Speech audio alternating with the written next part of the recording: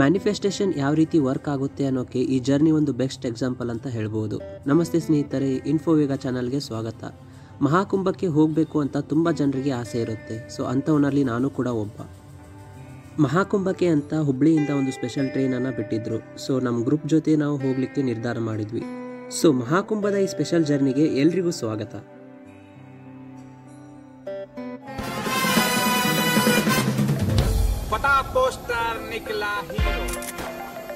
ಸಾಮಾನ್ಯವಾಗಿ ಟ್ರೈನಲ್ಲಿ ಒಂದು ದಿನ ಜರ್ನಿ ಮಾಡೋದೇ ತುಂಬ ಕಷ್ಟ ಆಗಿರುತ್ತೆ. ಆದರೆ ಈ ಟ್ರೈನ್ ಬರೋಬ್ಬರಿ 38 ಗಂಟೆಗಳ ಕಾಲ ಹೋಗೋದಿತ್ತು.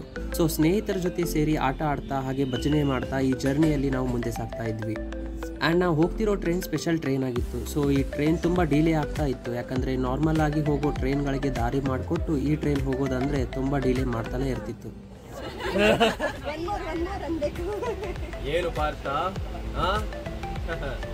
ಕೆಂಗಣ್ಣಿನಿಂದ ಕೆಕ್ಕರಿಸಿ ನೋಡಿ ನೀ ನನ್ನನ್ನು ಗೆಲ್ಲಲಾರೆ. ಈಗ ಆ ಶಕ್ತಿ ನಿನ್ನಲ್ಲಿಲ್ಲ. ಪರಮ ಪತಿವ್ರತೆಯನ್ನು ನಿಂದಿಸಿದ ಮರುಕ್ಷಣವೇ ನಿನ್ನ ಪಾಪದ ಪುಣ್ಯ ಮುರಿದು ಹೋಯಿತು. ಏನದು?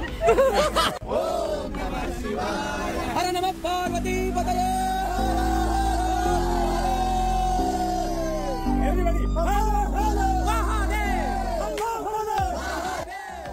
ನೀವಿಲ್ಲಿ ನೋಡ್ತಿರ್ಬೋದು, ಈ ಗ್ರೀನ್ ಡ್ರೆಸ್ ಹಾಕೊಂಡಿರೋ ಅಂಕಲ್ನ ವೈಬ್ನ ಮ್ಯಾಚ್ ಮಾಡೋಕ್ಕೆ ನಾವು ಎಷ್ಟು ಕಷ್ಟಪಡ್ತಿದ್ವಿ ಅಂತ.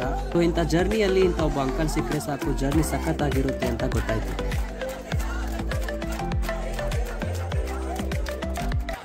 ಆ್ಯಂಡ್ ಎಸ್, ಮಹಾಕುಂಭದ ಬಗ್ಗೆ ಹೇಳಬೇಕಂದ್ರೆ ಮಹಾಕುಂಭ ಮೇಳ 2025 ಪ್ರಯಾಗರಾಜದಲ್ಲಿ ನಡೀತಿದೆ. ಜನವರಿ 13ರಿಂದ ಫೆಬ್ರವರಿ 26 ತನಕ ಈವೆಂಟ್ ನಡೀತಿದೆ. ಇನಿಷಿಯಲಿ 40 ಕೋಟಿ ಜನ ಈ ಇವೆಂಟ್ಗೆ ಬರ್ತಾರೆ ಅಂತ ಎಸ್ಟಿಮೇಟ್ ಮಾಡಲಾಗಿತ್ತು. ಆದರೆ ಈಗ 50 ಕೋಟಿಗೂ ಹೆಚ್ಚು ಜನ ಇಲ್ಲಿಗೆ ಬಂದು ಸ್ನಾನವನ್ನು ಮಾಡಿ ಹೋಗಿದ್ದಾರೆ. ಇನ್ನು ಫೆಬ್ರವರಿ 26 ತನಕ ಅಂದರೆ 58 ಕೋಟಿಗೂ ಹೆಚ್ಚು ಜನ ಇಲ್ಲಿ ಸ್ನಾನ ಮಾಡಬಹುದು ಅಂತ ಊಹೆ ಮಾಡಲಾಗಿದೆ. ನಮ್ಮ ಕರ್ನಾಟಕದಂಥ ದೊಡ್ಡ ಜಿಲ್ಲೆಯಲ್ಲೇ ನಾವಿರೋದು ಈಗ 8ರಿಂದ 9 ಕೋಟಿ ಜನ. ಆದರೆ ಉತ್ತರ ಪ್ರದೇಶದ ಪ್ರಯಾಗರಾಜದಲ್ಲಿ ಒಂದು ತಾತ್ಕಾಲಿಕ ಜಿಲ್ಲೆಯಾಗಿ ಮಾರ್ಪಟ್ಟಿರುವ ಮಹಾಕುಂಭದಲ್ಲಿ ಬರೋಬ್ಬರಿ 50 ಕೋಟಿಗೂ ಹೆಚ್ಚು ಜನ ಈಗ ಸ್ನಾನ ಮಾಡಿದ್ದಾರೆ ಅಂತಂದರೆ ನೀವು ಇದನ್ನು ನಂಬಲೇಬೇಕು.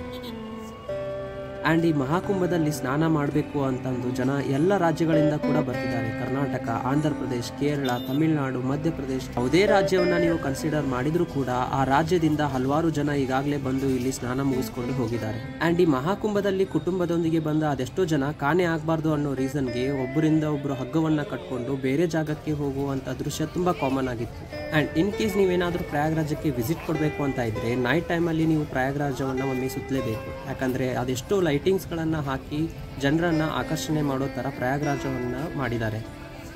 ಇನ್ನು ಉತ್ತರ ಪ್ರದೇಶ ಸರ್ಕಾರ ಮಹಾಕುಂಭ ಅನ್ನೋ ಜಿಲ್ಲೆಯನ್ನು ತಾತ್ಕಾಲಿಕವಾಗಿ ಲಾಂಚ್ ಮಾಡಿದ್ದಾರೆ. ಇದರ ವಿಸ್ತೀರ್ಣ 4000 ಹೆಕ್ಟೇರ್ ಪ್ರದೇಶ. ಅದಷ್ಟೇ ಅಲ್ಲ, ಪ್ರಯಾಗರಾಜಕ್ಕೆ ಬರೋ ಜನರಿಗೆ ಹೆಲ್ಪ್ ಆಗಲಿ ಅಂತ 7000 ಬಸ್ಗಳನ್ನು, 4000 ಬೋಟ್ಸ್ಗಳನ್ನು ಹಾಗೆ 1850 ಹೆಕ್ಟೇರ್ ಪ್ರದೇಶದ ಪಾರ್ಕಿಂಗ್ ಏರಿಯಾವನ್ನು ಮಾಡಿಕೊಟ್ಟಿದ್ದಾರೆ.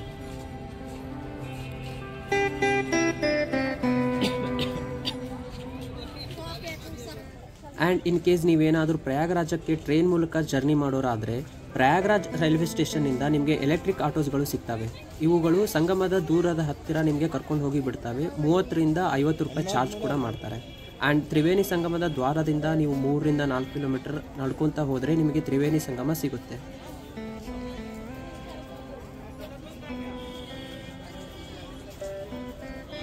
ಆ್ಯಂಡ್ ನೀವು ಸಂಗಮಕ್ಕೆ ಎಂಟ್ರಿ ಆದ ಕೂಡಲೇ ಡಿಫ್ರೆಂಟ್ ದ್ವಾರಗಳು ನಿಮಗೆ ಸಿಗ್ತವೆ. ಫಾರ್ ಎಕ್ಸಾಂಪಲ್ ಕಶ್ಯಪ್ ದ್ವಾರ, ನಂದಿ ದ್ವಾರ, ಹೀಗೆ ಹಲವಾರು ದ್ವಾರಗಳಿವೆ. ಸೊ ಈ ದ್ವಾರಗಳ ಮೂಲಕ ನೀವು ನಡೀತಾ ಹೋದರೆ ಮುಂದೆ ನೀವು ತ್ರಿವೇಣಿ ಸಂಗಮಕ್ಕೆ ಎಂಟ್ರಿ ಕೊಡ್ತೀರಾ. ಆ್ಯಂಡ್ ಪ್ರಯಾಗರಾಜದ ವೆದರ್ ಬಗ್ಗೆ ಹೇಳಬೇಕಂದ್ರೆ ಇಲ್ಲಿ ಟೆಂಪರೇಚರ್ ಸಡನ್ ಆಗಿ ಡ್ರಾಪ್ ಆಗುತ್ತೆ. ಸೊ ಕಲಿಯುಗದ ಅಮೃತವನ್ನು ಹುಡುಕುವಂತ ಇಲ್ಲಿ ನಾವು ಅಡ್ಡಾಡೋದು ತುಂಬ ಕಾಮನ್ ಆಗಿಬಿಟ್ಟಿತ್ತು. ಹಾಗೆ ಅವಾಗ ಮ್ಯಾಗಿನ ಕೂಡ ಹುಡುಕ್ತಾ ಇದ್ವಿ.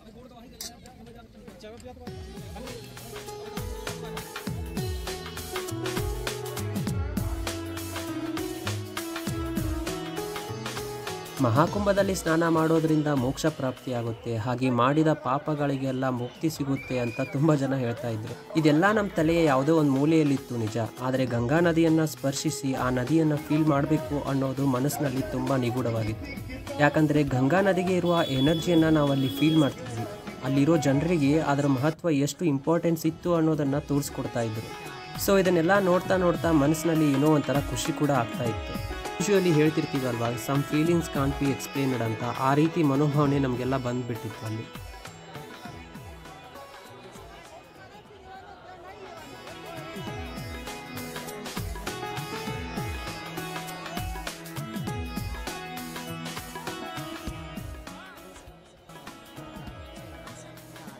ಆ್ಯಂಡ್ ಪ್ರಯಾಗರಾಜದಲ್ಲಿ ಈ ಸಲದ ಮಹಾಕುಂಭ ಮೇಳ ಏಕೆ ನಡೀತಿದೆ ಅನ್ನೋದ್ರ ಬಗ್ಗೆ ತುಂಬ ಜನರಿಗೆ ಗೊತ್ತಿಲ್ಲ. ಒಂದು ಸಣ್ಣ ಇನ್ಫಾರ್ಮೇಷನ್ ಏನಂತಂದರೆ, ಈ ತ್ರಿವೇಣಿ ಸಂಗಮದಲ್ಲಿ ಕೂಡುವಂಥ ನದಿಗಳು 3: ಗಂಗಾ, ಯಮುನಾ, ಸರಸ್ವತಿ. ಹಾಗೆ ಕುಂಭಮೇಳ ಕೇವಲ ಪ್ರಯಾಗರಾಜದಲ್ಲಿ ಮಾತ್ರ ನಡೆಯಲ್ಲ. ಈ ಇವೆಂಟ್ 4 ಜಾಗಗಳಲ್ಲಿ ನಡೆಯುತ್ತೆ. ಇದಕ್ಕೆ ಪುರಾಣದ ತನ್ನದೇ ಆದ ಒಂದು ಇತಿಹಾಸದ ಕತೆ ಕೂಡ ಬೆರೆತುಕೊಂಡಿದೆ. ಆ ಕಥೆಯನ್ನು ಮುಂದೆ ನೋಡೋಣ.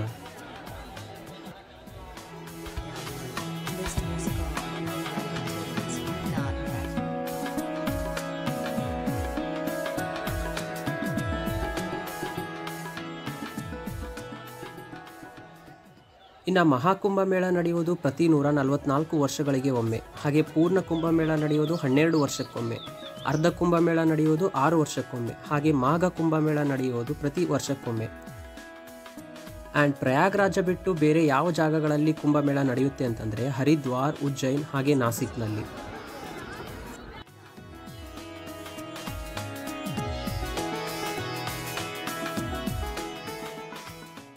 ಆ್ಯಂಡ್ ಪ್ರಯಾಗರಾಜದಲ್ಲಿ ತ್ರಿವೇಣಿ ಸಂಗಮದಲ್ಲಿ ನೀವು ಜಳಕ ಮಾಡಿದ ಮೇಲೆ ಯಾವ ಜಾಗಕ್ಕೆ ವಿಸಿಟ್ ಕೊಡಬೇಕು ಅಂತ ಯೋಚಿಸ್ತಿದ್ದೀರಾ? ಪ್ರಯಾಗರಾಜದಲ್ಲಿ ಭಾರತದ ಪ್ರಸಿದ್ಧ ಬಡೆ ಹನುಮಾನ್ ಟೆಂಪಲ್ ಕೂಡ ಇದೆ. ಇನ್ನು ಈ ಬಡೆ ಹನುಮಾನ್ ಟೆಂಪಲ್ನ ಇತಿಹಾಸದ ಬಗ್ಗೆ ಹೇಳಬೇಕಂತಂದರೆ, ಲಂಕಾ ದಹನ ಮಾಡಿ ಬಂದಮೇಲೆ ಹನುಮಂತನಿಗೆ ತುಂಬ ಆಯಾಸ ಆಗಿರುತ್ತಂತೆ. ಸೊ ಆವಾಗ ಸೀತಾದೇವಿ ಈ ತ್ರಿವೇಣಿ ಸಂಗಮದಲ್ಲಿ ನೀನು ವಿಶ್ರಾಂತಿ ಮಾಡು, ಹಾಗೆ ಈ ಜಾಗದಲ್ಲಿ ಗಂಗಾ ಮಾತೆ ಆವಾಗವಾಗ ನಿನ್ನನ್ನು ಸ್ಪರ್ಶಿಸಿ ಪುಣ್ಯಲಾಗ್ತಾಳೆ ಅನ್ನೋ ಒಂದು ಕತೆ ಕೂಡ ಬೆರೆತುಕೊಂಡಿದೆ. ಆ್ಯಂಡ್ ಭಾರತದ ತುಂಬ ಕಡಿಮೆ ಜಾಗಗಳಲ್ಲಿ ಮಲಗಿರುವ ಹನುಮಂತನ ಟೆಂಪಲ್ ನಿಮಗೆ ಕಾಣಸಿಗುತ್ತೆ. ಆ್ಯಂಡ್ ಅದರಲ್ಲಿ ಇದು ತುಂಬ ವಿಶೇಷ ಸ್ಥಾನಮಾನವನ್ನು ಹೊಂದಿದೆ. ಆ್ಯಂಡ್ ಈ ದೇವಸ್ಥಾನವನ್ನು ನಾಶ ಮಾಡಬೇಕು ಅಂತ ಮೊಘಲ್ ಸಾಮ್ರಾಜ್ಯದವರು ತುಂಬ ಯೋಚನೆ ಮಾಡ್ತಾರಂತೆ. ಆ್ಯಂಡ್ ಬಜರಂಗ್ ಬಲಿಯ ಈ ಮೂರ್ತಿಯನ್ನು ಸ್ವಲ್ಪವೂ ಅಲ್ಲಾಡಿಸೋಕ್ಕೆ ಅವ್ರಿಗೆ ಆಗಲಿಲ್ವಂತೆ.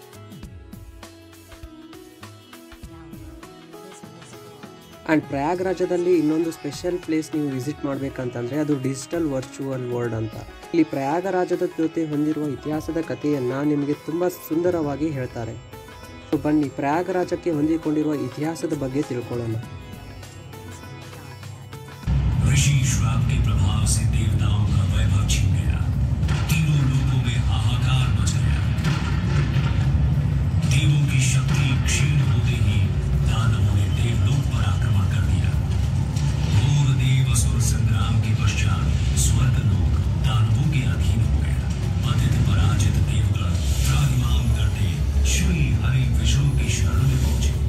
प्रभु, तीनों लोगों पर संकट है, हमें इस श्राप से मुक्ति दिलाइए। देवराज, इस संकट का समाधान सागर मंथन है, परंतु मंथन तभी सफल होगा जब देवता और दानव मिलकर प्रयास करेंगे। ये कैसे संभव होगा नाथ? सृष्टि इन दो परस्पर शक्तियों को साथ आना ही होगा। हरि आज्ञा से मंथन आरंभ किया गया। मंदराचल पर्वत को आधारी और नाग वासुकी को नेति बनाकर दानव और देव समुद्र को मथने लगे। मंथन आरंभ होने के कुछ समय बाद ही हर ओर अंधकार छा गया। भीषण ताप से सब झुलसने लगा। हे ईश्वर, ये कैसी विपदा है? ये हलाहल विष था, जिसकी भयंकर गंध और ज्वाला से सब नष्ट होने लगा। और तब जीवों की करुण पुकार सुन पशुपति महादेव प्रकट हुए। यदि इस विष को नियंत्रित नहीं किया गया तो प्रलय सुनिश्चित है, परंतु मैं इसकी एक बूंद को इस सृष्टि को छूने नहीं दूंगा। महादेव ने विष को अपने कंठ में धारण कर लिया। इस कारण उनका कंठ नीला हो गया और वे नील कंठ कहलाए। महादेव की कृपा से हलाहल विष की ज्वाला शांत हो गई और तीनों लोगों में संतुलन स्थापित हुआ। मंथन पुनः आरंभ हुआ और एक के बाद एक अमूल्य निधियां प्राप्त होने लगी। अंततः अमृत घट लिए धन्वंतरी प्रकट हुए। अधीर हो इंद्र ने धन्वंतरी से कुंभ छीन लिया, परंतु दानव ये कैसे होने लगे? देवों और दानवों में अमृत पाने के लिए छीना झपटी शुरू हो गई। इस कलह का अंत करने के लिए श्री हरि को मोहिनी रूप में अवतरित होना पड़ा और उन्होंने बड़ी चतुराई से सारा अमृत देवताओं को पिला उन्हें अमर कर दिया। समर्थ हो देवों ने स्वर्ग पर धर्म का राज पुनः स्थापित किया। परंतु इस सारे प्रकरण में एक विशेष बात और हुई। छीना झपटी में अमृत की 4 बूंदें स्वर्गलोक, पाताललोक और पृथ्वी पर आ गई। पृथ्वी पर ये बूंदें प्रया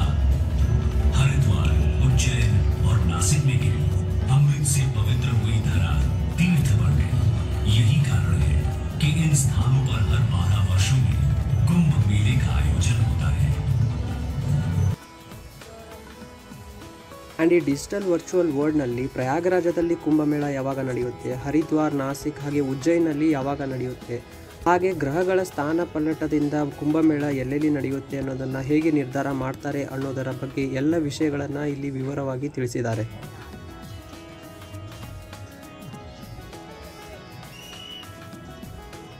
ಇಲ್ಲಿನ ಇನ್ನೊಂದು ಸ್ಪೆಷಾಲಿಟಿ ಏನಂದರೆ ಇಲ್ಲಿ ವರ್ಚುವಲ್ ಆಗಿ ನೀವು ವಾರಣಾಸಿಯನ್ನು ಪ್ರಯಾಣ ಮಾಡ್ಬೋದು. ಹೌದು, ನೀವು ಇಲ್ಲಿ ವಾರಣಾಸಿಯಲ್ಲಿ ಒಂದು ವೇಳೆ ಬೋಟಿಂಗ್ಗೆ ಹೋದಾಗ ಹೇಗೆ ವಾರಣಾಸಿ ಕಾಣುತ್ತೆ ಅಲ್ವಾ, ಅದೇ ರೀತಿಯಾಗಿ ಇಲ್ಲಿ ವರ್ಚುವಲ್ ಆಗಿ ನೀವು ಆ ಎಕ್ಸ್ಪೀರಿಯನ್ಸನ್ನು ಫೀಲ್ ಮಾಡ್ಬೋದು.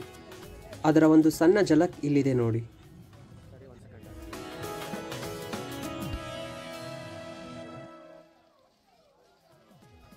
ಆ್ಯಂಡ್ ಈ ಮಹಾಕುಂಭದಿಂದ ಉತ್ತರ ಪ್ರದೇಶ ಸರ್ಕಾರಕ್ಕೆ 4 ಲಕ್ಷ ಕೋಟಿ ಆದಾಯದ ನಿರೀಕ್ಷೆಯನ್ನು ಮಾಡಿದ್ದಾರೆ. ಅಷ್ಟೇ ಅಲ್ಲ, ಇಲ್ಲಿ 1,50,000 ಟಾಯ್ಲೆಟ್ಸ್ಗಳನ್ನು ಹಾಗೆ ಹಲವಾರು ಟೆಂಟ್ಸ್ಗಳನ್ನು ಕೂಡ ನಿರ್ಮಾಣ ಮಾಡಿದ್ದಾರೆ.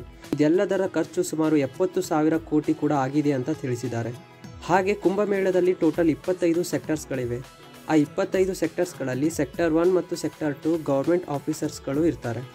ಆ್ಯಂಡ್ ತ್ರಿವೇಣಿ ಸಂಗಮದಲ್ಲಿ ಸಪ್ರೇಟಾಗಿ 12 ಕಿಲೋಮೀಟರ್ ಸ್ನಾನಕ್ಕಾಗಿ ಮಾರ್ಪಾಡು ಮಾಡಲಾಗಿದೆ. ಆ್ಯಂಡ್ ಪ್ರಯಾಗರಾಜದಲ್ಲಿ ಡಿಫ್ರೆಂಟ್ ಘಾಟ್ಸ್ಗಳಿವೆ. ಫಾರ್ ಎಕ್ಸಾಂಪಲ್ ಸರಸ್ವತಿ ಘಾಟ್, ರಾಮ್ ಘಾಟ್, ಏರಿಯಲ್ ಘಾಟ್, ತ್ರಿವೇಣಿ ಘಾಟ್ ಅಂತ ತುಂಬ ಘಾಟ್ಸ್ಗಳಿವೆ. ಆ್ಯಂಡ್ ಡಿಫ್ರೆಂಟ್ ಸೆಕ್ಟರ್ಸ್ಗಳನ್ನು ನೀವು ಕನೆಕ್ಟ್ ಮಾಡಬೇಕು ಅಂತಂದರೆ 30 ಟೆಂಪ್ರವರಿ ಬ್ರಿಡ್ಜಸ್ಗಳನ್ನು ಕೂಡ ಅಲ್ಲಿ ನಿರ್ಮಾಣ ಮಾಡಲಾಗಿದೆ. ಹಾಗೆ ಅದೆಷ್ಟೋ ಆರ್ಮಿ ಸೈನಿಕರನ್ನು ಕೂಡ ನೀವು ಅಲ್ಲಿ ನೋಡ್ಬೋದಾಗಿದೆ. ಹಾಗೆ ಉತ್ತರ ಪ್ರದೇಶ ಸರ್ಕಾರದ ಪೊಲೀಸರು ಕೂಡ ಅಲ್ಲಿ ಕಾರ್ಯನಿರ್ವಹಣೆಯನ್ನು ಮಾಡ್ತಿದ್ದಾರೆ. ಆ್ಯಂಡ್ ಇದು ಸಾಮಾನ್ಯವಾದ ಇವೆಂಟ್ ಕೂಡ ಅಲ್ಲ ಅಲ್ವಾ, ವರ್ಲ್ಡ್ನ ಲಾರ್ಜೆಸ್ಟ್ ಪೀಪಲ್ ಗ್ಯಾದರಿಂಗ್ ಇವೆಂಟ್ ಕೂಡ ಅಂತ ಇದು ಹೆಸರುವಾಸಿಯಾಗಿದೆ. ಇಲ್ಲಿ ಜನರನ್ನು ಹ್ಯಾಂಡಲ್ ಮಾಡಬೇಕಂದ್ರೆ ಅದೆಷ್ಟೋ ಮ್ಯಾನ್ ಪವರ್ ಕೂಡ ಬೇಕಾಗುತ್ತೆ. ಇನ್ ಕೇಸ್ ನೀವೇನಾದರೂ ಪ್ರಯಾಗರಾಜಕ್ಕೆ ಹೋಗಿ ತ್ರಿವೇಣಿ ಸಂಗಮದಲ್ಲಿ ಸ್ನಾನ ಮಾಡಿದರೆ ನಿಮ್ಮ ಎಕ್ಸ್ಪೀರಿಯನ್ಸನ್ನು ಕಮೆಂಟ್ ಬಾಕ್ಸ್ನಲ್ಲಿ ತಿಳಿಸಿ. ಆ್ಯಂಡ್ ಈ ಸಲ ಮಹಾಕುಂಭ ಮೇಳವನ್ನು ಮಿಸ್ ಮಾಡ್ಕೊಂಡವರು ಮುಂದೆ 12 ವರ್ಷ ಆದಮೇಲೆ ಬರುವ ಪೂರ್ಣ ಕುಂಭಮೇಳವನ್ನು ಮಿಸ್ ಮಾಡ್ಕೋಬೇಡಿ ಅಂತ ಕೇಳ್ಕೊತೀನಿ. ಎಸ್ ಫ್ರೆಂಡ್ಸ್, ಐ ಹೋಪ್ ಈ ವಿಡಿಯೋ ನಿಮಗೆ ಇಷ್ಟ ಆಗಿದೆ ಅಂತ ಅಂದ್ಕೊಳ್ತೀನಿ. ಮುಂದೆ ಇಂತಹದೇ ಇನ್ನೊಂದು ಇನ್ಫಾರ್ಮೇಟಿವ್ ವಿಡಿಯೋ ಜೊತೆಗೆ ಮತ್ತೆ ಸಿಗ್ತಿರ್ತೀವಿ. ಸೈನಿಂಗ್ ಆಫ್ ಫ್ರಮ್ ಇನ್ಫೋವೇಗ. ಹರ ಹರ ಗಂಗೆ.